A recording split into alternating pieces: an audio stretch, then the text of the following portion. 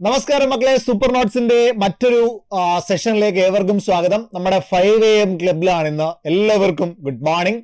എല്ലാവരും അടിപൊളിയായിട്ട് പഠിക്കാനായിട്ട് തയ്യാറായി വന്നിരിക്കുകയാണെന്ന് വിചാരിക്കുന്നു. മക്കളെടാ, നന്നായിട്ട് പഠിക്കുക. ഇന്നത്തെ ഈ ഒരു 5 AM ക്ലബ്ബ് കഴിയുമ്പോഴത്തേക്കും നിങ്ങൾക്ക് ഒരുപാട് സമയം പഠിക്കാനായുള്ള ഒരു എനർജി ഇവിടെ നിന്ന് കിട്ടട്ടെ. രാവിലെ 5 മണി വളരെ നല്ലൊരു സമയമാണ് പഠിക്കാനായിട്ട്. എല്ലാവരും ഉറങ്ങുമ്പോൾ നിങ്ങൾ എന്ത് ചെയ്യുന്നു? ഉണർന്ന് പഠിച്ചുകൊണ്ടേ ഇരിക്കുകയാണ്. നിങ്ങളുടെ ആത്മാർത്ഥമായിട്ടുള്ള പരിശ്രമം നിങ്ങളെ തീർച്ചയായിട്ടും നിങ്ങളുടെ ലക്ഷ്യത്തിലേക്ക് എത്തിക്കുമെന്നതിൽ യാതൊരു സംശയവും വേണ്ട മക്കളെ. നന്നായിട്ട് പഠിക്കുക. ഇന്നത്തെ ഒരു ദിവസം ഇഷ്ടം പോലെ പഠിക്കൂ. ഇന്ന് രാത്രി ആകുമ്പോഴത്തേക്കും ഞാൻ കുറെ കാര്യങ്ങൾ പഠിച്ചു എന്നുള്ള ആ ഒരു വിശ്വാസത്തിൽ കിടന്നുറങ്ങുവാനായിട്ട്, ആ കോൺഫിഡൻസിൽ കിടന്നുറങ്ങുവാനായിട്ട് നിങ്ങൾക്ക് പറ്റട്ടെ. ഒപ്പം ഏറ്റവും അടുത്ത് നിങ്ങൾക്ക് ഒരു ജോലിയിൽ പ്രവേശിക്കാനായിട്ട് കഴിയട്ടെ എന്ന് ആത്മാർത്ഥമായിട്ട് പ്രാർത്ഥിച്ചുകൊണ്ട് ഇന്നത്തെ ഒരു സെഷൻ നമുക്ക് ആരംഭിക്കാം. അതിനു മുൻപ് ഇതൊന്ന് വായിച്ചേടാ. Every morning is a fresh start. Morning എന്ന് പറയുന്നത് ഒരു നല്ല തുടക്കമാണ്. ആ തുടക്കമാണ് നമ്മൾ നിങ്ങൾക്ക് തരുന്നത്. Then wake up with a thinkful heart. ചിന്തകൾ നിറഞ്ഞൊരു ഹേർട്ടുമായിട്ട് നിങ്ങൾ ഉണരുക. നിങ്ങളുടെ ഓരോ ദിവസവും ആരംഭിക്കേണ്ടത് നിങ്ങൾ ഇന്ന് ചെയ്യാൻ പോകുന്ന കാര്യങ്ങളെ പറ്റിയിട്ടൊരു ധാരണ ഉണ്ടാക്കിക്കൊണ്ടാവണം. അത്തരത്തിലൊരു നല്ല ധാരണയിൽ ഞാൻ സ്വപ്നം വെക്കുന്ന ജോലിയിൽ ഇരിക്കുന്നതായി നിങ്ങൾ സ്വപ്നം കണ്ടു തുടങ്ങുക. നിങ്ങളുടെ ജോലി നിങ്ങൾക്ക് കിട്ടിയെന്ന് സ്വപ്നം കണ്ടു തുടങ്ങുക. ആ സ്വപ്നത്തിൽ നിന്ന് ഇന്നത്തെ ദിവസം നിങ്ങളൊന്ന് ആരംഭിച്ച് നോക്കിയേ. വളരെ മനോഹരമായി കുറെ കാര്യങ്ങൾ പഠിച്ചു മുന്നോട്ട് പോകാനായിട്ട് നിങ്ങൾക്ക് കഴിയും. പൗലോ കൊയ്ലോയുടെ ആൽക്കമിസ്റ്റ് എന്ന് പറയുന്ന ബുക്കിൽ പറയുന്നത് പോലെ നിങ്ങളുടെ മനസ്സിൽ ഒരു തീക്ഷ്ണമായ ആഗ്രഹമുണ്ടെങ്കിൽ, ആ ആഗ്രഹം തീവ്രമായിട്ടുള്ളതാണെങ്കിൽ തീർച്ചയായിട്ടും ഈ ലോകം മുഴുവനും നിങ്ങളുടെ കൂടെ നിൽക്കുമെന്നുള്ളതിന് യാതൊരു സംശയവും വേണ്ട. ആ ഒരു വിശ്വാസത്തിൽ നമുക്ക് എന്ത് ചെയ്യാം മക്കളെ, നേരെ ഇന്നത്തെ ഒരു സെഷൻ ആരംഭിക്കാം. ഇന്നത്തെ ചോദ്യം ഒരു സിമ്പിൾ ചോദ്യമാണ്. പക്ഷെ ആ ചോദ്യത്തിൽ നിന്ന് നമ്മൾ കുറെ കണ്ടന്റുകൾ ഇന്ന് ഇഷ്ടം പോലെ കണ്ടന്റ് പഠിക്കാൻ പോവാം. ചോദ്യം ഇതാണ്: ഇന്ത്യയിലെ ബ്രിട്ടീഷ് സാമ്പത്തിക ചൂഷണത്തിനെതിരെ ഡ്രെയിൻ സിദ്ധാന്തം അവതരിപ്പിച്ച ദേശീയവാദി ആരാണ്? ഇതാണ് ചോദ്യം. അല്ലെ, ഇതിന്റെ ഉത്തരം നിങ്ങൾക്ക് എല്ലാവർക്കും അറിയായിരിക്കും. പക്ഷെ ഇതിനോടനുബന്ധമായിട്ടുള്ള കുറെ കുറെ പോയിന്റുകൾ നമ്മൾ ഇന്ന് പഠിക്കാനായിട്ട് പോവുകയാണ്. അതായത് ഈ ഭാഗത്തു നിന്ന് ചോദ്യങ്ങൾ ഇഷ്ടം പോലെ വരികയും എന്നാൽ അധികം ആരും അങ്ങനെ പഠിപ്പിക്കാത്ത ഒരു ഭാഗം കൂടിയാണിത്. ഈ ഒരു ഭാഗം സ്കിപ്പ് ചെയ്തിട്ടൊക്കെ ആയിരിക്കും കൂടുതൽ ആളുകൾ. നമ്മുടെ സിലബസിലും നേരിട്ട് ഇങ്ങനെ ഒരു ഭാഗം കാണില്ല. പക്ഷെ നമ്മൾ എന്ത് ചെയ്യാൻ പോവാ? വെട്ടിപ്പായിട്ട് അടിപൊളിയായിട്ട് പഠിക്കാൻ പോവാണ്. ഇന്ത്യൻ സാമ്പത്തിക ചൂഷണത്തിനെതിരെ ഡ്രെയിൻ സിദ്ധാന്തം അവതരിപ്പിച്ച ദേശീയവാദി ആരാണ് എന്ന് ചോദിച്ചാൽ അത് ദാദാഭായി നവറോജിയാണ്. അതിനകത്ത് യാതൊരുവിധ സംശയവുമില്ല. ദാദാഭായി നവറോജിയാണ്. ഇതിനകത്തിൽ ഒരു പോയിന്റ് ഇപ്പൊ തന്നെ പഠിച്ചു വെച്ചോ. ഇന്ത്യൻ ഇക്കോണമിയുടെ പിതാവ് ആരെന്ന് ചോദിച്ചാൽ, ഇന്ത്യൻ ഇക്കോണമിയുടെ ഫാദർ ആരാണ് എന്ന് ചോദിച്ചാൽ, അല്ലെങ്കിൽ ഫാദർ ഓഫ് ഇന്ത്യൻ ഇക്കോണമി ആരാണ്? ഫാദർ ഓഫ് ഇന്ത്യൻ ഇക്കോണമി എന്നറിയപ്പെടുന്നത് ദാദാഭായി നവറോജിയാണ്. ഇക്കണോമിക്സിന്റെ പിതാവ് ആരാണ് മക്കളെ? ഇക്കണോമിക്സിന്റെ പിതാവ് ആരെന്ന് ചോദിച്ചു കഴിഞ്ഞാൽ ഒറ്റ ഉത്തരമേ ഉള്ളൂ, ആദം സ്മിത്ത് ആണ് ഇക്കണോമിക്സിന്റെ പിതാവ്. എന്നാൽ ഫാദർ ഓഫ് ഇന്ത്യൻ ഇക്കോണമി ആരാണ് എന്ന് ചോദിച്ചാൽ അതിന്റെ ഉത്തരമാണ് ദായി കിടക്കുന്നത്, ദാദാഭായി നവറോജി. ഓക്കെയാണ്, ദാദാഭായി നവറോജി. ഇനി നമ്മൾ നേരെ ഇതിന്റെ കണ്ടന്റിലേക്ക് പോവാം. ഉത്തരം കിടപ്പുണ്ട്, ഡി ആണ് ഉത്തരം. ഓക്കെ, ശരി. നമ്മൾ ഇതിന്റെ നേരെ SCERT കണ്ടന്റുകളിലോട്ട് പോവാണ്. ഓക്കെ, നോക്കണം. SCERT കണ്ടന്റുകൾ നമ്മൾ പഠിക്കാൻ പോവാം. നോക്കിയേ, ബ്രിട്ടീഷ് ഇന്ത്യയിലെ അറിയപ്പെടുന്ന സാമ്പത്തിക ശാസ്ത്ര വിദഗ്ധനായിരുന്നു ദാദാഭായി നവറോജി. ഓക്കെ, അപ്പൊ ഒരു ബ്രിട്ടീഷ് ഇന്ത്യയിൽ, അതായത് ബ്രിട്ടീഷുകാർ ഭരിച്ചുകൊണ്ടിരിക്കുന്ന സമയത്ത് ഇന്ത്യയിലെ ഒരു പ്രധാനപ്പെട്ട സാമ്പത്തിക ശാസ്ത്രജ്ഞനാണ് ആരെന്ന് പറയുന്നത് ദാദാഭായി നവറോജി എന്നറിയപ്പെടുന്നത്. ഈ ദാദാഭായി നവറോജിക്ക് ഒരു വിശേഷണമുണ്ട് കേട്ടോ. നമ്മൾ എക്കണോമിക്സിന്റെ ഭാഗത്തല്ലാതെ ഇന്ത്യൻ ഹിസ്റ്ററിയുടെ ഭാഗത്ത് പഠിക്കുന്ന ഒരു വിശേഷണമുണ്ട്. എന്താണ്? ഇന്ത്യയുടെ വയോധികൻ ആരെന്ന് ചോദിക്കും. ഇന്ത്യയുടെ വയോധികൻ ആരാണ്? ഇന്ത്യയുടെ വയോധികൻ അല്ലെ, വയോധികൻ ആരാണ്? സ്പെല്ലിംഗ് ഒക്കെ തെറ്റുണ്ടെങ്കിൽ നോക്കിക്കൊണ്ടാ. വയോധികൻ ആരാണ്? അത് ദാദാഭായി നവറോജിയാണ്. അതിന് ഇംഗ്ലീഷ് പറയാറുണ്ട് grand old man of India ആര് എന്ന് ചോദിച്ചാൽ അതിനൊറ്റ ഉത്തരമേ ഉള്ളൂ, അത് ദാദാഭായി നവറോജിയാണ്. ഓക്കെ, ഒരു അടിപൊളി കണ്ടന്റാണ് നമ്മൾ പഠിക്കുന്നത്. ദാദാഭായി നവറോജി ഇന്ത്യയുടെ സമ്പത്ത് ചോർത്തിയെടുക്കുന്നത് ബ്രിട്ടീഷ് ഭരണമാണ് എന്നും ഇത് ഇന്ത്യയിലെ ദാരിദ്ര്യത്തിലേക്കും സാമ്പത്തിക തകർച്ചയിലേക്കും നയിക്കുന്നുവെന്നും അദ്ദേഹം ചൂണ്ടിക്കാട്ടി. അപ്പൊ ഈ സ്റ്റേറ്റ്മെന്റുകളൊക്കെ നോക്കി വെച്ചോണം. ചിലപ്പോൾ ഏതെങ്കിലും ഒക്കെ പരീക്ഷയ്ക്ക് സ്റ്റേറ്റ്മെന്റുകൾ കാണും. അന്ന് ഓർക്കണം, ജോബിൻ സാർ അന്ന് 5 AM ക്ലബിൽ പറഞ്ഞ പറഞ്ഞു തന്നതാണല്ലോ ഈ പോയിന്റ് എന്ന് നിങ്ങളുടെ മനസ്സിൽ ഓർമ്മ വരണം കേട്ടോ. ഈ പോയിന്റ് ഒന്ന് നോക്കിക്കേടാ. ഇന്ത്യയുടെ സമ്പത്ത് ചോർന്നു പോകുന്നത് എന്തുകൊണ്ടാ? ബ്രിട്ടീഷ് ഭരണം കൊണ്ടാ. ബ്രിട്ടീഷുകാർ ഇന്ത്യയിൽ വന്ന് ഭരണം നടത്തുന്നത് കൊണ്ട് ഇന്ത്യയിൽ നിന്നുള്ള സമ്പത്ത് മുഴുവൻ എവിടേക്ക് പോവുകയാണ്? ബ്രിട്ടനിലേക്ക് പോവുകയാണ്. ഇത് ഇന്ത്യ എന്ത് ചെയ്യും? ദാരിദ്ര്യത്തിലേക്കും സാമ്പത്തിക തകർച്ചയിലേക്കും നയിച്ചു എന്ന് അദ്ദേഹം ചൂണ്ടിക്കാണ്ടി. ഒരു അടിപൊളി പോയിന്റ്, ഒരു അടിപൊളി സ്റ്റേറ്റ്മെന്റ് അവിടെ കിടപ്പുണ്ട്. ഇനി നോക്കിയേ, ഇത് ചോർച്ച സിദ്ധാന്തം എന്നറിയപ്പെടുന്നു. അപ്പൊ എന്താ ചോർച്ച സിദ്ധാന്തം? ഡ്രെയിൻ തിയറി എന്ന് പറഞ്ഞാൽ എന്താ? ഇന്ത്യയുടെ സമ്പത്ത് കൊള്ളയടിച്ച് ചോർത്തിക്കൊണ്ട് ആര് പോകുന്നതേ? ബ്രിട്ടീഷുകാർ പോകുന്നു. ഇതിനെ പറ്റിയിട്ട് ഒരു സിദ്ധാന്തമാക്കി അദ്ദേഹം അവതരിപ്പിച്ചതാണ് എന്ത്? ഡ്രെയിൻ തിയറി എന്ന് പറയുന്നത്. സമ്പത്തിനെ കുറിച്ചുള്ള ചോർച്ചയുടെ പ്രധാന കാരണങ്ങളൊക്കെ പറയുന്നുണ്ട്. എന്തൊക്കെയാ പ്രധാന കാരണങ്ങളൊന്ന് നോക്കിയത്? ഇതാണ് കേട്ടോ ദാദാഭായ് നവറോജി. നോക്കിയടാ, ഇതാണ് ദാദാഭായ് നവറോജി. 1825 ജനിച്ച് 1917 എന്ത് ചെയ്യുന്നത്? ദാദാഭായ് നവറോജി മരിക്കുന്നത് കേട്ടോ. ഇതാണ് ദാദാഭായ് നവറോജി. ഒന്ന് നോക്കി വെച്ചോണേ. അടുത്ത ക്വസ്റ്റിലോട്ട് പോയടാ. അടുത്ത പോയിന്റിലേക്ക് പോയേ. എന്തുകൊണ്ടാണ് ഡ്രെയിൻ തിയറി ഉണ്ടാകുന്നത്? എന്തൊക്കെ കാരണങ്ങളാണ് ഡ്രെയിൻ തിയറിക്ക്? നമ്മുടെ SCERT പോയിന്റ് തന്നെയാണ്. നോക്കിക്കോ, ഇന്ത്യയിൽ ജോലി ചെയ്തിരുന്ന ബ്രിട്ടീഷ് ഉദ്യോഗസ്ഥർക്ക് ഉയർന്ന ശമ്പളം കൊടുക്കണം. അപ്പൊ ഒന്നാമത്തെ പോയിന്റാ പറഞ്ഞിരിക്കുന്നത്, ഇന്ത്യയിലെ ജോലി ചെയ്തുകൊണ്ടിരിക്കുന്ന ബ്രിട്ടീഷ് ഉദ്യോഗസ്ഥർക്ക് ഒരുപാട് ശമ്പളം കൊടുക്കേണ്ടി വരുന്നു. അപ്പൊ ഈ ശമ്പളം മുഴുവൻ എങ്ങോട്ടാണ് പോകുന്നത്? ബ്രിട്ടനിലേക്കല്ലേടാ പോകുന്നത്. അപ്പൊ ഇന്ത്യയുടെ സമ്പത്ത് ശമ്പളത്തിലൂടെ വലിയ തുകകളായിട്ട് ശമ്പളം വാങ്ങുന്നതിലൂടെ ബ്രിട്ടനിലേക്ക് പോവാ. അപ്പൊ എന്തുണ്ടാകുന്നു? ഈ പറയുന്ന സാമ്പത്തിക ചോർച്ച സംഭവിക്കുന്നു. അപ്പൊ ഇന്ത്യയിൽ ജോലി ചെയ്യുന്ന ബ്രിട്ടീഷുകാർക്ക് ശമ്പളം മുഴുവൻ ആരാ കൊടുക്കണ്ടേ? ഇന്ത്യക്കാരാ കൊടുക്കണ്ടേ? അങ്ങനെ ഇന്ത്യക്കാര് കൊടുക്കുമ്പോ ഇന്ത്യയുടെ സമ്പത്ത് ചോർന്ന് എങ്ങോട്ട് പോകും? ബ്രിട്ടനിലേക്ക് പോകും. അടുത്ത നോക്കിയടാ, ഇന്ത്യയിലെ അസംസ്കൃത വസ്തുക്കൾ തുച്ഛമായ വില നൽകി ശേഖരിച്ച് അതുകൊണ്ടുണ്ടാക്കിയ ഉൽപ്പന്നങ്ങൾ കൂടിയ വിലക്ക് ഇന്ത്യൻ കമ്പോളത്തിൽ തന്നെ വിറ്റഴിക്കും. എന്ത് തെമ്മാടിത്തരവാടെ കാണിക്കുന്നത്? ഒന്ന് ആലോചിച്ച് നോക്കിയടാ. അതായത് ഇന്ത്യക്കാര് കഷ്ടപ്പെട്ടുണ്ടാക്കുന്ന റോ മെറ്റീരിയൽ, അതെന്തും ആയിക്കോട്ടെ, റോ മെറ്റീരിയൽ എന്തും ആയിക്കോട്ടെ, കൃഷി ചെയ്തുണ്ടാക്കുന്ന സാധനങ്ങൾ, ഇപ്പൊ റബ്ബർ കഷ്ടപ്പെട്ട് രാവിലെ എന്നില്ലാതെ പകലെന്നില്ലാതെ നട്ടു നനച്ച് വളർത്തി വലുതാക്കി കഴിഞ്ഞ് അത് വലുതാക്കി അതിന്റെ എന്തുണ്ടാക്കി? പാലൊക്കെ രാവിലെ പോയി, വെളുപ്പാങ്കാലത്ത് 4 മണിക്ക് എണ്ണീറ്റ് പോയി റബ്ബറൊക്കെ ചീകി അതിന്റെ കറയൊക്കെ എടുത്തു കഴിഞ്ഞ് റോ മെറ്റീരിയൽ ആക്കി. അങ്ങനെ റോ മെറ്റീരിയൽ ആക്കി അത് ആരുടെ വേർപ്പ? ഇന്ത്യക്കാരുടെ വേർപ്പ. ആ റോ മെറ്റീരിയൽ തുച്ഛമായിട്ടുള്ള വിലയ്ക്ക്, അതായത് മാർക്കറ്റ് 100 രൂപയാണ് വിലയെങ്കിൽ 10 രൂപ വില കൊടുത്ത് വാങ്ങിക്കും. അങ്ങനെ തുച്ഛമായ വിലയ്ക്ക് വാങ്ങിയിട്ട് ഇതെവിടെ കൊണ്ടുപോകും? ബ്രിട്ടനിൽ കൊണ്ടുപോകും. എന്നിട്ട് അവരവിടെ എന്ത് ചെയ്തും ഒരു പ്രൊഡക്റ്റ് ആക്കി ഇറക്കും, ചെരുപ്പാക്കി ഇറക്കും. എന്നിട്ട് ആ ചെരുപ്പ് ഇന്ത്യയിൽ കൊണ്ടുവരും. ഇന്ത്യയിൽ കൊണ്ടുവന്നിട്ട് ഇവന്മാർ എന്തോ ചെയ്യും? 500 രൂപയ്ക്കും 1000 രൂപയ്ക്കും ഒക്കെ വിൽക്കും. ഒന്ന് ആലോചിച്ച് നോക്കിയേ, ഇന്ത്യയിൽ നിന്ന് തുച്ഛമായ വിലക്ക് എടുത്തുകൊണ്ട് പോയിട്ട് വലിയ തുകയിൽ അതേ ഇന്ത്യക്കാർ, ഈ റോ മെറ്റീരിയൽ ഉണ്ടാക്കിയ അതേ ഇന്ത്യക്കാരുടെ അടുത്ത് തന്നെ അടിച്ചേൽപ്പിക്കുക അല്ലേടാ. ഇവിടെ എന്താ സംഭവിക്കുന്നത്? രണ്ടിലും, അതായത് തുച്ഛമായ വിലയ്ക്ക് സാധനങ്ങൾ എടുത്തുകൊണ്ട് പോകുമ്പോഴും അത് പ്രൊഡ്യൂസ് ചെയ്ത് ഫൈനൽ പ്രൊഡക്റ്റ് ആക്കി നമ്മുടെ മാർക്കറ്റിലേക്ക് കൊണ്ട് ഇറക്കുമ്പോഴും വലിയ തുക ആർക്ക് പോകാണ്? ബ്രിട്ടന് പോകാണ്. എത്ര വലിയൊരു തെമ്മാടിത്തരമാണ് കാണിച്ചുകൊണ്ടിരുന്നേ, ശരിയല്ലടാ? അതായത് ഇന്ത്യയിലെ അസംസ്കൃത വസ്തുക്കൾ തുച്ഛമായ വില നൽകി ശേഖരിച്ച് അതുകൊണ്ടുണ്ടാക്കിയ ഉൽപ്പന്നങ്ങൾ കൂടിയ വിലക്ക് ഇന്ത്യൻ കമ്പോളത്തിൽ തന്നെ വിറ്റഴിക്കുന്നു. ഓക്കെ അല്ലേ? അടുത്ത നോക്കിയ, ബ്രിട്ടന്റെ സാമ്രാജ്യത്വ വികസനത്തിനു വേണ്ടി ഇന്ത്യൻ സമ്പത്ത് കൊള്ളയടിക്കൽ. അതായത് ഇന്ത്യയുടെ സമ്പത്ത് ആരുടെ സാമ്രാജ്യത്വ വികസനമാണ് ലക്ഷ്യം വെച്ചത്? ബ്രിട്ടന്റെ സാമ്രാജ്യത്വ വികസനമാണ് ലക്ഷ്യം വെച്ചത്. അതായത് ഇന്ത്യക്കാർക്ക് വേണ്ടിയിട്ടല്ല പ്രവർത്തിച്ചത്. ബ്രിട്ടീഷുകാർ ഇവിടെ വന്ന് ഇന്ത്യയിൽ നിന്ന് സാധനങ്ങളൊക്കെ കൊണ്ടുപോകുന്നത് ആരുടെ സാമ്രാജ്യത്വം വികസിപ്പിക്കാനാ? ബ്രിട്ടന്റെ സാമ്രാജ്യത്വം. അങ്ങനെ ബ്രിട്ടന്റെ സാമ്രാജ്യത്വ വികസനത്തിന് വേണ്ടി ഇന്ത്യയുടെ സമ്പത്ത് മുഴുവൻ കൊള്ളയടിച്ചുകൊണ്ട് പോയി. അടുത്ത നോക്കിയടാ, ഇന്ത്യൻ തൊഴിലാളികളെ അടിമകളെ പോലെ പണിയെടുപ്പിക്കുകയും കാർഷിക വ്യാവസായിക ഉൽപ്പന്നങ്ങൾ ബ്രിട്ടനിലേക്ക് കയറ്റി അയക്കുകയും ചെയ്തു. എന്താ സംഭവിച്ചത് അവിടെ? അതായത് വെറും അടിമകളെ പോലെ, അടിമകൾ എന്ന് പറഞ്ഞാൽ പിന്നെ അവന് കൂലി കൊടുക്കണ്ടല്ലോ, അങ്ങനെ കൂലി പോലും കൊടുക്കാതെ അടിമകളെ പോലെ ഇട്ട് പണിയെടുപ്പിച്ചു. അങ്ങനെ പണിയെടുപ്പിച്ച് കാർഷിക വ്യാവസായിക ഉൽപ്പന്നങ്ങൾ ബ്രിട്ടനിലേക്ക് എന്ത് ചെയ്യടാ? കയറ്റി അയച്ചു. അപ്പം ചെലവില്ലാണ്ട് തന്നെ സാധനങ്ങൾ എന്ത് ചെയ്തു പോവുകയാണ്? അടിച്ച് പണിയെടുപ്പിക്കും. അടിമകളെ പോലെ അടിച്ച് എന്ത് ചെയ്യുകയാണ്? അവരെ കൊണ്ട് പണിയെടുപ്പിച്ച് അവരുടെ രക്തം വെള്ളമാക്കി എന്ത് ചെയ്യുകയാണ്? പണിയെടുപ്പിച്ചിട്ട് എന്ത് ചെയ്തു? ആ സാധനങ്ങൾ കയറ്റി ബ്രിട്ടനിലേക്ക് അയച്ചു. അപ്പൊ ഈ 4 പോയിന്റ് ഇനി മറക്കത്തില്ലല്ലോടെ. ഈ 4 പോയിന്റ് ഇപ്പൊ തന്നെ പഠിച്ചു വെച്ചേടാ. ഇത് 4 നിങ്ങൾ എവിടെങ്കിലും ഒക്കെ സ്റ്റേറ്റ്മെന്റുകൾ കണ്ടിട്ടുണ്ടാകും, ഇനിയും കാണാനും പോവാണ്. അപ്പൊ ഇന്ത്യയിൽ ജോലി ചെയ്തിരുന്ന ബ്രിട്ടീഷുകാർക്ക് ഉയർന്ന ശമ്പളം കൊടുക്കൽ.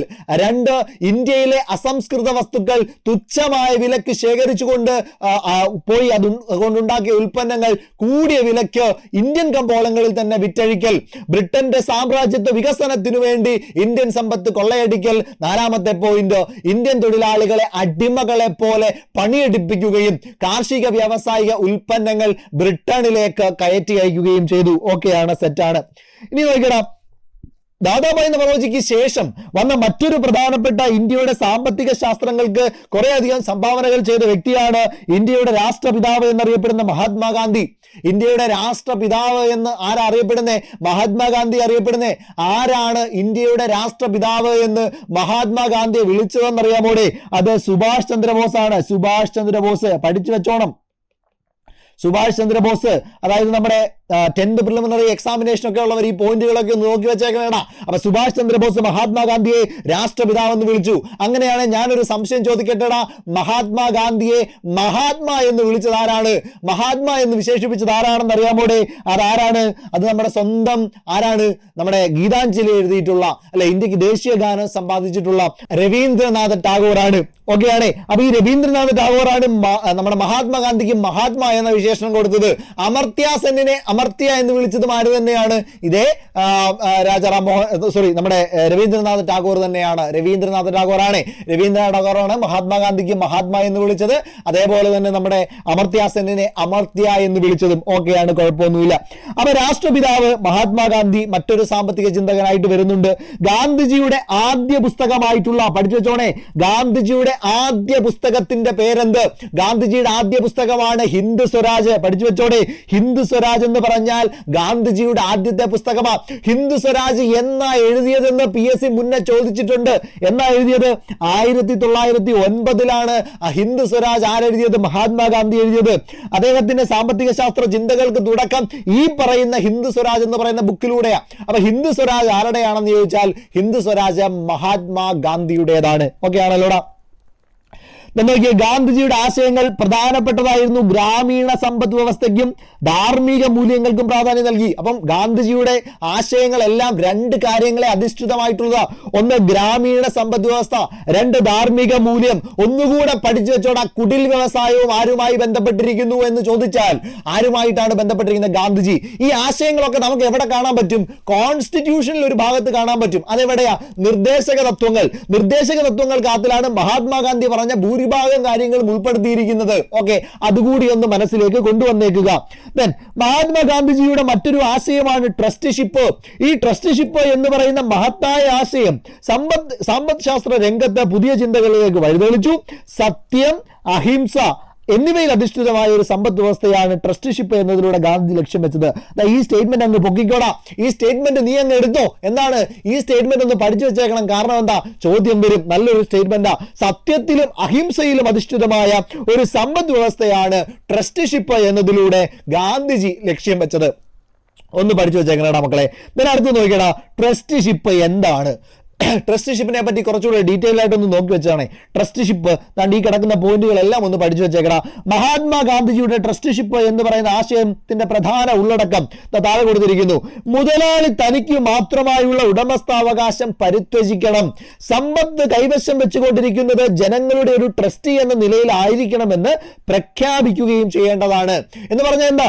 മുതലാളി തനിക്ക് ഉടമസ്ഥതയിലുള്ളത്, തന്റെ ഉടമസ്ഥാവകാശം സ്വന്തമാണ്, തനിക്ക് മാത്രമുള്ള എന്ന് പറയുന്ന ആ ഒരു ഖ്യാതി അങ്ങോട്ട് മാറ്റിവെക്കണം. മുതലാളി എന്ത് മാത്രമാകണം?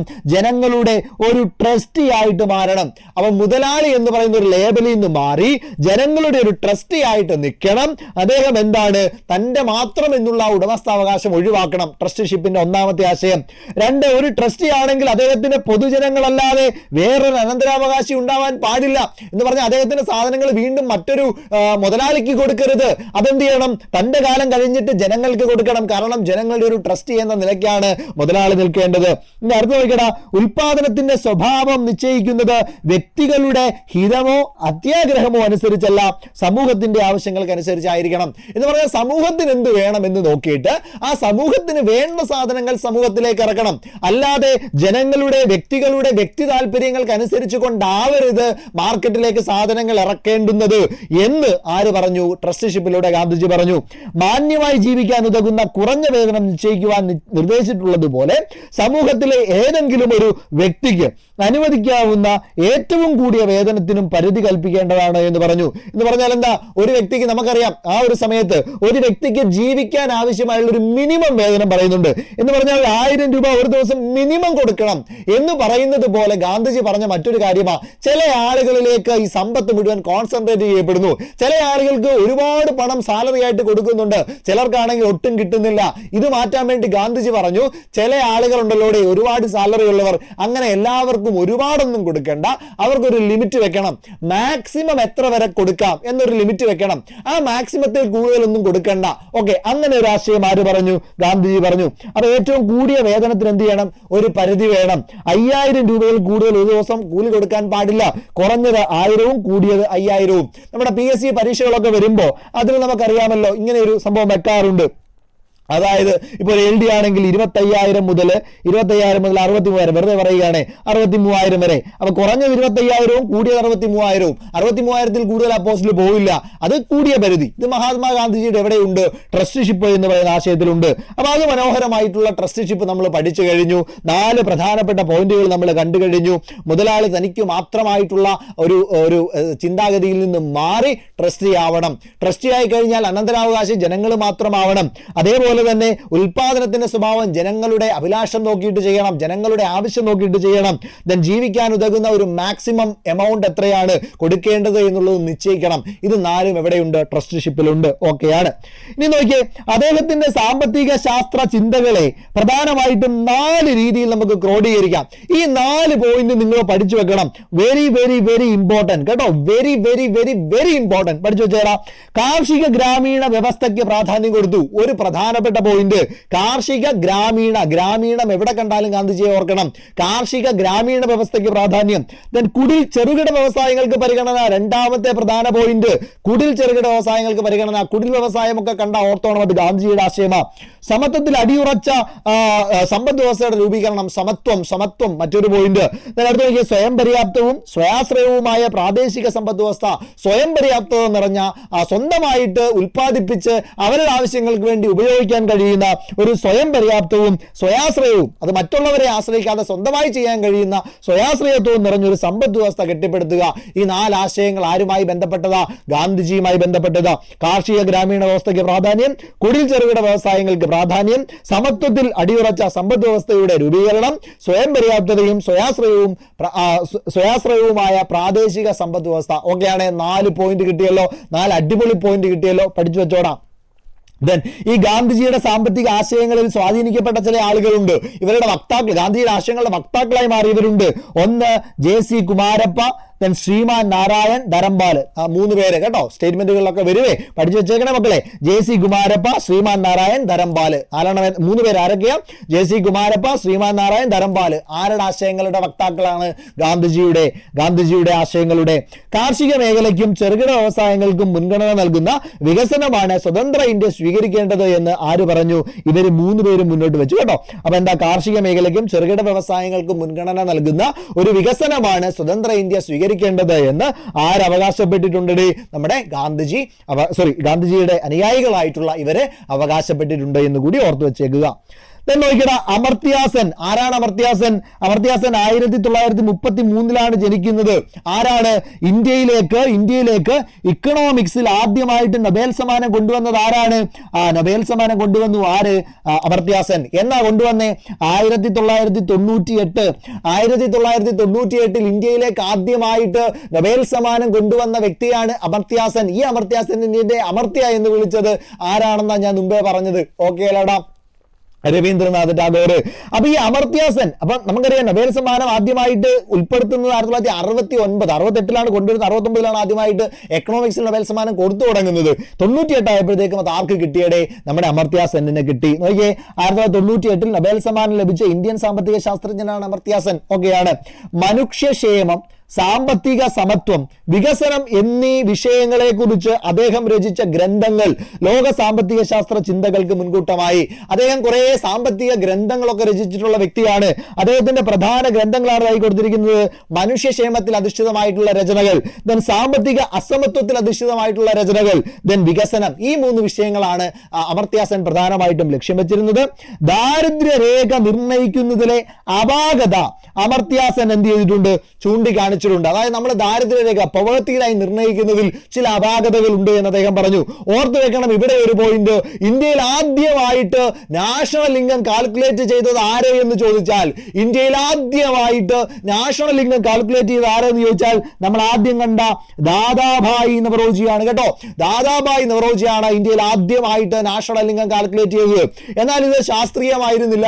അങ്ങനെയാണെങ്കിൽ ശാസ്ത്രീയമായി സയന്റിഫിക്കലി ആദ്യമായിട്ട് ആരാണ് ദേശീയ വരുമാനം കണ്ടെത്തിയത് എന്ന് ചോദിച്ചാൽ അത് VKRV റാവു ആണ് കേട്ടോ. VKRV റാവു. അപ്പൊ ദേശീയ വരുമാനം ആദ്യമായിട്ട് കണ്ടെത്തിയത് ദാദാഭായ് നവറോജി ആണെങ്കിൽ ശാസ്ത്രീയമായി ആദ്യമായിട്ട് ദേശീയ വരുമാനം കണ്ടെത്തിയത് ആരാണ്? അത് VKRV റാവു ആണെന്ന് പഠിച്ചു വെച്ചേക്കുക. ഇനി നോക്കിയേ, ദാരിദ്ര്യം, അസമത്വം, ക്ഷാമം തുടങ്ങിയവയ്ക്കാണ് തന്റെ പഠനങ്ങൾ അദ്ദേഹം കൂടുതൽ പ്രാധാന്യം കൊടുത്തത്. ദാരിദ്ര്യം, അസമത്വം, ക്ഷാമം എന്നിവയ്ക്ക് അദ്ദേഹം കൂടുതൽ പ്രാധാന്യം കൊടുത്തു. സാമ്പത്തിക ശാസ്ത്രത്തിന്റെ വളർച്ചയിലെ വിവിധ ഘട്ടങ്ങളിൽ പ്രധാന സംഭാവനകൾ നൽകിയ പ്രമുഖ ഇന്ത്യൻ ശാസ്ത്രജ്ഞ ചിന്തകരെ കുറിച്ചിട്ടാണ് നമ്മൾ ഇവിടെ പഠിച്ചത്. അപ്പൊ ഇത്രയും കാര്യങ്ങൾ നിങ്ങൾക്ക് ഓക്കെ ആണല്ലോ, സെറ്റ് ആണല്ലോ, കുഴപ്പമൊന്നുമില്ലല്ലോ. അപ്പൊ ഈ പറയുന്ന ആശയങ്ങൾ ഒന്ന് പഠിച്ചു വെച്ചേക്ക. ഇവിടെ ഒരാളെ കൂടെ പഠിച്ചു വെച്ചേടാ, അഭിജിത്ത് വിനായക് ബാനർജി കേട്ടോ. അഭിജിത്ത് വിനായക് ബാനർജി ഒന്ന് പഠിച്ചു വെച്ചേക്കണേ. ബാനർജി ആരാണ്? 2019 ഇന്ത്യയിലേക്ക് 2ാമത്തെ എക്കണോമിക്സ് നൊബേൽ സമ്മാനം കൊണ്ടുവന്നത് ആരാണ്? അഭിജിത്ത് ബാനർജിയാണ്. അഭിജിത്ത് വിനായക് ബാനർജിയാണ് 2ാമത് ഇന്ത്യയിലേക്ക് ഇക്കണോമിക്സിൽ നൊബേൽ സമ്മാനം കൊണ്ടുവന്നത്. 1ാമത് അമർത്യ സെൻ, 2ാമത് ആരാണ്? അത് അഭിജിത്ത് ബാനർജിയാണ് എന്ന് കൂടി ഒന്ന് പഠിച്ചു വെച്ചേക്കുക. 2019 2 പേര് മാത്രമേ എക്കണോമിക്സിൽ ഇതുവരെ എന്ത് ചെയ്തിട്ടുള്ളൂ? നൊബേൽ സമ്മാനം കൊണ്ട് തന്നിട്ടുള്ളൂ. ഓക്കെ ആണല്ലോ, സെറ്റാണ്. ഇനി നോക്കടാ, ഇനി നമ്മൾ ഇപ്പൊ പഠിച്ചതെല്ലാം ഇന്ത്യയുമായി ബന്ധപ്പെട്ട കാര്യങ്ങളാണ്. നമുക്കിനി കുറച്ചുകൂടി ഒന്ന് ബ്രോഡ് ആയിട്ട് SCERTയിൽ തന്നെ പറയുന്ന ഒരു പോയിന്റുകൾ ഒന്ന് നോക്കിപ്പോയാൽ, സാമ്പത്തിക ശാസ്ത്രത്തിന് വ്യക്തമായ ഒരു അടിത്തറ നൽകിയ സാമ്പത്തിക ശാസ്ത്രജ്ഞനാണ് ആഡം സ്മിത്ത് എന്ന് പറയുന്നത്. ആഡം സ്മിത്ത് ആണ് എക്കണോമിക്സിന്റെ പിതാവ് എന്നറിയപ്പെടുക. അദ്ദേഹത്തിന്റെ ഒരു പുസ്തകമാണ് nature and causes of the wealth of Nations എന്ന് പറയുന്നത്. Nature and causes of wealth of Nations. ആ വെൽത്ത് ഓഫ് നേഷൻസ് എന്ന് പറയുന്ന വാക്ക് വളരെ പ്രധാനപ്പെട്ടതാണ്. അത് ഇഷ്ടംപോലെ പരീക്ഷയ്ക്ക് വന്നിട്ടുണ്ട്. ആരുടെ ബുക്കാണ് വെൽത്ത് ഓഫ് നേഷൻസ് എന്ന് ചോദിക്കാം, ഒന്ന് പഠിച്ചു വെച്ചേക്കുക. 1776 അദ്ദേഹം ഈ ഒരു ബുക്ക് എഴുതിയിട്ടുള്ളതെന്ന് കൂടി ഒന്ന് പഠിച്ചു വെച്ചേക്കാം. ഓക്കെയാണ്. ദെൻ സമ്പത്തിനെ കുറിച്ചുള്ള പഠനമാണ് സാമ്പത്തിക ശാസ്ത്രം എന്ന് ആര് പറഞ്ഞു? നമ്മുടെ ആഡം സ്മിത്ത് പറഞ്ഞു. അപ്പൊ സമ്പത്തിനെ കുറിച്ചുള്ള പഠനമാണ് സാമ്പത്തിക ശാസ്ത്രം എന്ന് പറഞ്ഞത് ആരാ? ആഡം സ്മിത്ത് ആണ്. ഓർത്ത് വെച്ചേക്കുക മക്കളോട് ഒരു അടിപൊളി പോയിന്റ് പറയുകയാണ്. അതായത് സമ്പത്തിനെ കുറിച്ചുള്ള പഠനം അറിയപ്പെടുന്നത് എന്താണെന്ന് അറിയാമോ? സമ്പത്തിനെ കുറിച്ചുള്ള പഠനം അറിയപ്പെടുന്നത് 2 ടേം ഉണ്ട്. ഒന്ന് അഫ്നോളജി, 2 പ്ലൂട്ടോളജി. അഫ്നോളജി, പ്ലൂട്ടോളജി 2 വാക്കുകൾ എന്തുമായി ബന്ധപ്പെട്ടിരിക്കുന്നു? സമ്പത്തിനെ കുറിച്ചുള്ള പഠനം, ദ സ്റ്റഡി ഓഫ് വെൽത്ത് എന്താണെന്ന് ചോദിച്ചാൽ അഫ്നോളജി, പ്ലൂട്ടോളജി. എന്നാൽ സ്റ്റഡി ഓഫ് വെൽത്ത് എന്നറിയപ്പെടുന്നത് ഇക്കണോമിക്സ് ആണെന്ന് പറഞ്ഞത് ആരാണ്? അത് ആഡം സ്മിത്ത് ആണ്. ഇക്കണോമിക്സിന്റെ പിതാവാണ്. മോഡേൺ ഇക്കണോമിക്സിന്റെ പിതാവും ആര് തന്നെ? ആഡം സ്മിത്ത് തന്നെ. ഓക്കെ ആണല്ലോ. നോക്കിയടാ, സാമ്പത്തിക പ്രവർത്തനങ്ങളിൽ ഗവൺമെന്റിന്റെ ഇടപെടൽ പരിമിതപ്പെടുത്തണം, വ്യക്തി സ്വാതന്ത്ര്യത്തിന് കൂടുതൽ പ്രാധാന്യം കൊടുക്കണമെന്ന് ആഡം സ്മിത്ത് പറഞ്ഞു. ആ സിദ്ധാന്തമാണ് ലെസേ ഫെയർ അല്ലെ ലേസസ് ഫെയർ തിയറി എന്നൊക്കെ അറിയപ്പെടും കേട്ടോ. ലെസേ ഫെയർ തിയറി അല്ലെ ലേസസ് ഫെയർ തിയറി എന്നറിയപ്പെടും. അതായത് ഗവൺമെന്റ് ഇന്റർവെൻഷൻ കുറയ്ക്കണം, ഗവൺമെന്റിന്റെ ഇടപെടൽ കുറയ്ക്കണം, വ്യക്തി സ്വാതന്ത്ര്യത്തിന് കൂടുതൽ പ്രാധാന്യം കൊടുക്കണമെന്ന് അദ്ദേഹം പറഞ്ഞ ഒരാശയമാണ്. ഒരാശയം കൂടെ പഠിച്ചു വെച്ചോടെ, ഇൻവിസിബിൾ ഹാൻഡ്. ആരുടെയാണ്? ഇൻവിസിബിൾ ഹാൻഡ്, അദൃശ്യമായ ശക്തി, അദൃശ്യമായ കരം എന്നൊക്കെ അറിയപ്പെടുന്ന ഇൻവിസിബിൾ ഹാൻഡ് എന്ന് പറയുന്ന ആ ഒരാശയവും ആര് മുന്നോട്ട് വെച്ചിട്ടുണ്ട്? നമ്മുടെ ആഡം സ്മിത്ത് മുന്നോട്ട് വെച്ചിട്ടുണ്ട്. ഒന്ന് പഠിച്ചു വെച്ചേക്കണേ. വ്യവസായ വിപ്ലവത്തിന്റെ ഫലമായി പുതിയ വ്യവസായ വ്യവസായശാലകളും തൊഴിലാളികളും കൂട്ടായ്മകളും ആ ഒരു സമയത്ത് ഉണ്ടായി. വ്യവസായ വിപ്ലവത്തിന്റെ ഭാഗമായിട്ടാണ് ഇംഗ്ലണ്ടിലെ വ്യവസായ വിപ്ലവം, ഇൻഡസ്ട്രിയൽ റവല്യൂഷൻ. സാങ്കേതിക വിദ്യയും ഉൽപാദന പ്രക്രിയയിലും മാറ്റങ്ങളും ഉണ്ടായി. ഇത് കാൾ മാർക്സ് എന്ന സാമ്പത്തിക ശാസ്ത്രത്തിന്റെ ആശയങ്ങൾ രൂപപ്പെടുവാനുള്ള സാഹചര്യം ഉണ്ടായി. അപ്പൊ ഈ വ്യവസായ വിപ്ലവത്തെ തുടർന്ന് ആരുടെ ആശയങ്ങൾ വന്നു? Karl Marx. കാൾ മാർക്സിനെ പറ്റി പഠിച്ചു വെക്കണം. സോഷ്യലിസ്റ്റിക് ചിന്താഗതി അല്ലെ, സോഷ്യലിസ്റ്റിക് സമ്പദ് വ്യവസ്ഥ ആരുടെ സംഭാവനയാണ്? സോഷ്യലിസ്റ്റിക് സമ്പദ് വ്യവസ്ഥ, അത് കാൾ മാർക്സിന്റെ സംഭാവനയാണ്. ദസ് ക്യാപിറ്റൽ എന്ന് പറയുന്ന ബുക്ക് ആരെഴുതിയതാണ്? ദസ് ക്യാപിറ്റൽ ആരുടെ ബുക്കാണ്? അത് കാൾ മാർക്സിന്റെ ബുക്കാണ്. സോഷ്യലിസ്റ്റിക് ഇക്കോണമി ആരുടേതാണെന്ന് ചോദിച്ചു കഴിഞ്ഞാൽ കാൾ മാർക്സിന്റേതാണ്. ദസ് ക്യാപിറ്റൽ ആരുടെയാണെന്ന് ചോദിച്ചു കഴിഞ്ഞാൽ അതും കാൾ മാർക്സിന്റെ തന്നെയാണ്. ആ പോയിന്റ് കൂടി ഒന്ന് പഠിച്ചു വെച്ചേക്കണം. ഉൽപാദന പ്രക്രിയയിൽ തൊഴിലാളികളുടെ പങ്കാളിത്തത്തിനായി മാർക്സ് പ്രാധാന്യം നൽകി. അപ്പൊ തൊഴിലാളികൾക്ക് പ്രാധാന്യം കൊടുത്ത സാമ്പത്തിക ശാസ്ത്രജ്ഞൻ ആരാണ്? തൊഴിലാളികൾക്ക് പ്രാധാന്യം കൊടുത്തത് ആരാണ്? അത് നമ്മുടെ കാൾ മാർക്സ് ആണ്. അപ്പൊ കാൾ മാർക്സ് എന്ത് ചെയ്തു? തൊഴിലാളികൾക്ക് പ്രാധാന്യം കൊടുത്തു. അപ്പൊ തൊഴിലാളികൾക്ക് പ്രാധാന്യം കൊടുത്തത് കാൾ മാർക്സ് ആണ്. ഉൽപാദനത്തിന്റെ അടിസ്ഥാനം തൊഴിലാളികളുടെ അധ്വാനമാണ് എന്നാണ് അദ്ദേഹം പറഞ്ഞത്. ഉൽപാദനം ഉണ്ടാകണമെങ്കിൽ തൊഴിലാളികളുടെ അധ്വാനത്തിന് പ്രാധാന്യമുണ്ട്. അപ്പൊ തൊഴിലാളികളുടെ അധ്വാനത്തെ അദ്ദേഹം മഹത്വവൽക്കരിച്ചിട്ടുണ്ട്. തൊഴിലാളികളുടെ അധ്വാനത്തിന്റെ പ്രതിഫലത്തെ ഉൽപ്പന്നത്തിന്റെ വില എന്നറിയപ്പെടുന്നു. അങ്ങനെ തൊഴിലാളികൾ കഷ്ടപ്പെട്ട് പണിയെടുക്കുന്നത് കൊണ്ടാണ് ഉൽപ്പന്നത്തിന് ഒരു പ്രൈസ് ഉണ്ടാകുന്നത്, വിലയുണ്ടാകുന്നത്. എന്നാൽ ഇതിന്റെ ഒരു ഭാഗം മാത്രം തൊഴിലാളികൾക്ക് പ്രതിഫലമായി നൽകുകയും ബാക്കി സിംഹഭാഗവും ആരെടുക്കുകയാണ്? മുതലാളി സ്വന്തമാക്കുകയും ചെയ്യുന്നു. ഇതിനെയാണ് അദ്ദേഹം മിച്ച മൂല്യം അല്ലെങ്കിൽ സർപ്ലസ് വാല്യൂ എന്ന് പറഞ്ഞത്. ഓർത്ത് വെച്ചോടെ, സർപ്ലസ് വാല്യൂ ആരാണ് ഇൻട്രൊഡ്യൂസ് ചെയ്തെന്ന് ചോദിച്ചു കഴിഞ്ഞാൽ അത് ആരാണ് മക്കളെ? അത് കാൾ മാർക്സ് ആണ്. അദ്ദേഹം പറഞ്ഞു തൊഴിലാളിക്ക് ആ പ്രൈസിന്റെ ഒരു തുച്ഛമായ തുക മാത്രമേ കൊടുക്കുന്നുള്ളൂ, ബാക്കി മുഴുവൻ ആരെടുത്തോണ്ട് പോകുമ്പോഴേ തൊഴിലാളിയല്ല കൊണ്ടുപോകുന്നത്, മുതലാളിയാണ് കൊണ്ടുപോകുന്നത്. അതുകൊണ്ട് സർപ്ലസ് വാല്യൂ, മിച്ചമുള്ളത് എന്തെങ്കിലും ഉണ്ടെങ്കിൽ ആർക്ക് കൊടുക്കും? നമ്മുടെ തൊഴിലാളിക്ക് കൊടുക്കുമെന്ന് അദ്ദേഹം പറഞ്ഞു. തൊഴിലാളിക്ക് പ്രാധാന്യം കൊടുത്ത കാൾ മാർക്സ്. ഉള്ളവനും ഇല്ലാത്തവനും തമ്മിലുള്ള വ്യത്യാസങ്ങളില്ലാത്തൊരു സമൂഹം കാൾ മാർക്സ് മുന്നോട്ട് വെച്ചു. മൂലധനം എന്ന ബുക്ക് അദ്ദേഹത്തിൻ്റെതാണ്. ഞാൻ പറഞ്ഞു ദസ് ക്യാപിറ്റൽ എന്ന് പറയുന്ന ബുക്ക് കാൾ മാർക്സിൻ്റെതാണ്. അങ്ങനെ കാൾ മാർക്സിനെ തുടർന്ന് ഒരുപാട് ആളുകൾ വന്നു. അതേ മറ്റൊരു സിദ്ധാന്തമാണ് ആൽഫ്രഡ് മാർഷൽ അവതരിപ്പിച്ചത്. ആൽഫ്രഡ് മാർഷൽ പ്രാധാന്യം കൊടുത്തത് മനുഷ്യന്റെ ക്ഷേമത്തിനാണ്. അപ്പൊ മനുഷ്യക്ഷേമത്തിന് പ്രാധാന്യം കൊടുത്ത ആരാണ്? ആൽഫ്രഡ് മാർഷൽ ആണ്. പ്രിൻസിപ്പിൾസ് ഓഫ് ഇക്കണോമിക്സ് ആരുടെ ബുക്കാണ്? പ്രിൻസിപ്പിൾസ് ഓഫ് ഇക്കണോമിക്സ് ആരുടെയാണ്? അത് ആൽഫ്രഡ് മാർഷലിന്റെയാണ്. Principles of economics. മൈക്രോ എക്കണോമിക്സിന്റെ ഫാദർ ഓഫ് മൈക്രോ എക്കണോമിക്സ്, പിതാവ് അല്ലെ, സൂക്ഷ്മ സാമ്പത്തിക ശാസ്ത്രത്തിന്റെ പിതാവ് ആരാണെന്ന് ചോദിച്ചു കഴിഞ്ഞാൽ അത് ആരാണ് മക്കളെ? ആൽഫ്രഡ് മാർഷൽ ആണ്. അപ്പം സൂക്ഷ്മ സാമ്പത്തിക ശാസ്ത്രത്തിന്റെ പിതാവ് എന്നറിയപ്പെടുന്നതും ആൽഫ്രഡ് മാർഷൽ പഠിച്ചു വെച്ചേക്കുക. അടുത്ത് നോക്കിയടാ, പ്രിൻസിപ്പിൾസ് ഓഫ് ഇക്കണോമിക്സ് എന്ന് പറയുന്ന ബുക്ക് ആരുടെയാണ്? ആൽഫ്രഡ് മാർഷലിന്റേതാണ്. ഇവിടെ ആൽഫ്രഡ് മാർഷലിന്റെ പടമുണ്ട്. 1842 1924 അദ്ദേഹം മരിക്കുന്നത്. ഓക്കെയാണ്. നോക്കിക്കടാ, ലയണൽ റോബിൻസൺ എന്ന് പറയുന്ന വ്യക്തി സാമ്പത്തിക ശാസ്ത്രത്തിനെ വർദ്ധിച്ച ആവശ്യങ്ങളും പരിമിതമായ വിഭവങ്ങളും തമ്മിലുള്ള ബന്ധം എന്ന വിഷയത്തിൽ പഠനം നടത്തി. അപ്പോൾ വർദ്ധിച്ച ആവശ്യങ്ങളും പരിമിതമായ വിഭവങ്ങളും ഇത് ആരുടെ ആശയമാണ്? ഇത് ലയണൽ റോബിൻസന്റെ ആശയമാണ് എന്നൊന്ന് ഓർത്തു വെച്ചേക്കുക.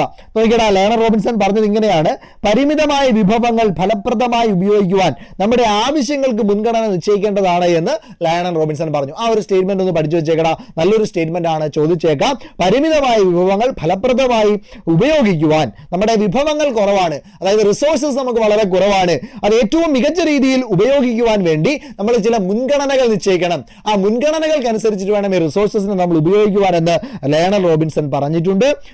പോൾ എ സാമുവൽസൺ എന്ന് പറയുന്ന മറ്റൊരു വ്യക്തി. ഈ പോൾ എ സാമുവൽസൺ ആരാണ്? 20-ാം നൂറ്റാണ്ടിന്റെ ആരംഭത്തിൽ അമേരിക്കൻ സാമ്പത്തിക ശാസ്ത്രജ്ഞനായ വ്യക്തിയാണ് പോൾ എ സാമുവൽസൺ. അദ്ദേഹത്തിന്റെ ആശയങ്ങൾ പ്രധാനപ്പെട്ടതാണ്. ഒരു രാജ്യത്തിന്റെ സാമ്പത്തിക ഭദ്രത മികച്ച സാമ്പത്തിക ആസൂത്രണത്തിന്റെയും ശരിയായ വിഭവ വിനിയോഗത്തിന്റെയും ഫലമാണ് എന്ന് ആര് പറഞ്ഞു? ഈ പറയുന്ന പോൾ എ സാമുവൽസൺ പറഞ്ഞു. അപ്പൊ അദ്ദേഹം പറയുകയാണ്, സാമ്പത്തിക ഭദ്രത ഒരു രാജ്യത്തിന് ഉണ്ടാകണമെങ്കിൽ മികച്ച സാമ്പത്തിക ആസൂത്രണത്തിന്റെയും ശരിയായ വിഭവങ്ങളുടെ വിനിയോഗത്തിന്റെയും ഫലമായി ഒരു രാജ്യത്തിന് സാമ്പത്തികമായ ഭദ്രത ഉണ്ടാകുന്നത് എന്ന് ആര് പറഞ്ഞു? നമ്മുടെ പോൾ എ സാമുവൽസൺ. ഓക്കെയാണ്. അപ്പൊ നമ്മൾ കുറെ സാമ്പത്തിക ശാസ്ത്രജ്ഞന്മാരെയൊക്കെ കണ്ടു, ഇന്ത്യയിലുള്ളവരും വിദേശത്തുള്ളവരെയും ഒക്കെ നമ്മൾ കണ്ടു. ഒരടിപൊളി ടോപ്പിക്ക് നമ്മൾ ഇന്ന് പഠിച്ചു കഴിഞ്ഞത്. നിങ്ങൾക്ക് എല്ലാവർക്കും ഇത് പ്രയോജനപ്പെട്ടു എന്ന് വിചാരിക്കുകയാണ്. നിങ്ങൾക്ക് ഇത് പ്രയോജനപ്പെട്ടു, നിങ്ങൾക്ക് ഉപകാരപ്പെടുന്നുണ്ടെങ്കിൽ തീർച്ചയായും നിങ്ങൾ കമന്റുകളിലൂടെ ഞങ്ങളെ അത് അറിയിക്കണം. ഈ 5am ക്ലബ് എന്ന് പറയുന്നത് നമ്മുടെ ഒരു വിഷനാണ്, നമ്മുടെ ഒരു റെവല്യൂഷൻ ആണ്. ഈ സൂപ്പർ നോട്ട്സിന്റെ റെവല്യൂഷന്റെ ഭാഗമായിട്ട് നിങ്ങൾ നിൽക്കുക. നിങ്ങൾക്ക് ഇതൊക്കെയാണ് ഇഷ്ടപ്പെടുന്നുണ്ട്, നിങ്ങൾക്ക് ഉപകാരപ്പെടുന്നുണ്ടോ എങ്കിൽ തീർച്ചയായും നിങ്ങളുടെ കമന്റുകളിലൂടെ അത് രേഖപ്പെടുത്തുക. അതാണ് നമ്മളെ മുന്നോട്ട് നയിക്കുന്നത്. അപ്പം ഇന്നത്തെ ദിവസം അടിപൊളിയായിട്ട് പഠിക്കാൻ നിങ്ങൾക്ക് പറ്റട്ടെ. നാളെ വീണ്ടും രാവിലെ 5 മണിക്ക് നമുക്ക് കാണാം. അതുവരേക്കും താങ്ക് യു. മകളെ, നിങ്ങൾ ഈ കണ്ടത് 5am ക്ലബിന്റെ 25ാമത്തെ എപ്പിസോഡാണ്. അതായത് ഈ കഴിഞ്ഞ 25 ദിവസങ്ങൾ നിങ്ങൾ ഞങ്ങളോടൊപ്പമാണ് നിങ്ങൾ ഉണർന്നത്. നിങ്ങളുടെ പ്രിപ്പറേഷൻ ഇവിടെ നിന്ന് നിങ്ങൾ സ്റ്റാർട്ട് ചെയ്തു. 5 മണിക്ക് രാവിലെ സ്റ്റാർട്ട് ചെയ്തു. അപ്പൊ നമ്മൾ ഈ 5am ക്ലബിന്റെ ലക്ഷ്യം എന്ന് പറഞ്ഞാൽ എല്ലാവരും രാവിലെ 5 മണിക്ക് എണീക്കുക. അപ്പൊ നിങ്ങൾക്ക് പ്രൊഡക്റ്റീവായിട്ട് ഒരുപാട് സമയം നിങ്ങൾക്ക് കിട്ടും. അത് കഴിഞ്ഞ് നിങ്ങൾക്ക് എന്ത് ചെയ്യാൻ പറ്റും? നിങ്ങൾക്ക് ഒരു ടോപ്പിക് നിങ്ങൾക്ക് പഠിക്കാൻ പറ്റും. അത് കഴിഞ്ഞ് കഴിഞ്ഞ ടോപ്പിക്കുകൾക്ക് റിവിഷൻ കൊടുക്കാൻ പറ്റും. പിന്നെ അത് കഴിഞ്ഞ് ഒരു ഗുഡ് സ്റ്റാർട്ട് നിങ്ങൾക്ക് കിട്ടും. അതാണ് നമ്മുടെ 5am ക്ലബിന്റെ ലക്ഷ്യം. മാത്രമല്ല അതെല്ലാം കഴിഞ്ഞ് നിങ്ങൾക്ക് SCRT കവറേജിന് വേണ്ടി, കറണ്ട് അഫയേഴ്സിന്റെ കവറേജിന് വേണ്ടി നമ്മുടെ ടെലഗ്രാമിൽ എല്ലാ ദിവസവും വൈകുന്നേരം 7 മണിക്ക് ലൈവ് ക്ലാസ് നമുക്കുണ്ട്. ഓക്കെ, അങ്ങനെ 25 ദിവസങ്ങൾ കടന്നു പോയേക്കാണ്. ഇപ്പോ എനിക്ക് നിങ്ങളുമായിട്ട് ഒരുപാട് കാര്യങ്ങൾ ഷെയർ ചെയ്യാനുണ്ട്. അപ്പൊ അതുപോലെ നിങ്ങൾക്ക് ഞങ്ങളോട് ഒരുപാട് കാര്യങ്ങൾ ചോദിക്കാനുണ്ട്. അതിനുവേണ്ടി നാളെ വൈകുന്നേരം 7:30 നമ്മുടെ ഇൻസ്റ്റാഗ്രാമിൽ ഞാൻ ലൈവായിട്ട് വരുന്നുണ്ട്. അപ്പോൾ നമുക്ക് എന്ത് ചെയ്യാം? ഒരു ഡിസ്കഷൻ നമുക്ക് അതിനകത്ത് നടത്താം. നിങ്ങളുടെ പ്രിപ്പറേഷൻ ഒന്നുകൂടെ നിങ്ങൾക്ക് എന്ത് ചെയ്യാം? ബൂസ്റ്റ് ചെയ്യാം. മാത്രമല്ല എനിക്കൊരു സർപ്രൈസും അവിടെ പൊട്ടിക്കാനുണ്ട്. അപ്പോൾ എല്ലാമായി നാളെ വൈകുന്നേരം 7:30 ഇൻസ്റ്റാഗ്രാമിൽ നമുക്ക് കാണാം. മാറ്റം അത് ഞങ്ങൾ സൃഷ്ടിക്കും.